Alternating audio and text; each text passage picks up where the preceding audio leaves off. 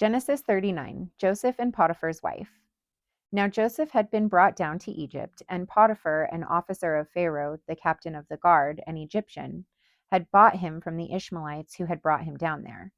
The Lord was with Joseph, and he became a successful man, and he was in the house of his Egyptian master. His master saw that the Lord was with him, and that the Lord caused all that he did to succeed in his hands. So Joseph found favor in his sight and attended him, and he made him overseer of his house and put him in charge of all that he had.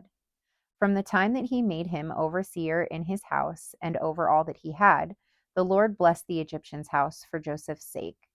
The blessing of the Lord was on all that he had in the house and field. So he left all that he had in Joseph's charge, and because of him he had no concern about anything but the food he ate. Now Joseph was handsome in form and appearance, and after a time his master's wife cast her eyes on Joseph and said, "Lie with me."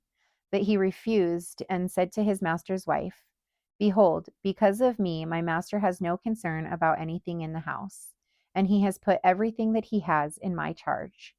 He is not greater in this house than I am, nor has he kept back anything from me except you, because you are his wife. How then can I do this great wickedness and sin against God?" And as she spoke to Joseph day after day, he would not listen to her to lie beside her or to be with her. But one day, when he went into the house to do his work, and none of the men of the house was there in the house, she caught him by his garment, saying, "Lie with me."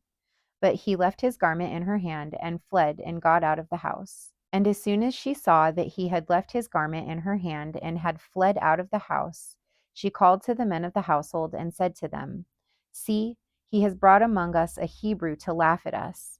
He came in to me to lie with me, and I cried out with a loud voice. And as soon as he heard that I lifted up my voice and cried out, he left his garment beside me and fled and got out of the house." Then she laid up his garment beside her until his master came home, and she told him the same story, saying, "The Hebrew servant whom you brought among us came in to me to laugh at me. But as soon as I lifted up my voice and cried, he left his garment beside me and fled out of the house." As soon as his master heard the words that his wife spoke to him, "This is the way your servant treated me," his anger was kindled, and Joseph's master took him and put him into the prison, the place where the king's prisoners were confined, and he was there in the prison. But the Lord was with Joseph and showed him steadfast love and gave him favor in the sight of the keeper of the prison. And the keeper of the prison put Joseph in charge of all the prisoners who were in the prison. Whatever was done there, he was the one who did it. The keeper of the prison paid no attention to anything that was in Joseph's charge, because the Lord was with him, and whatever he did, the Lord made it succeed.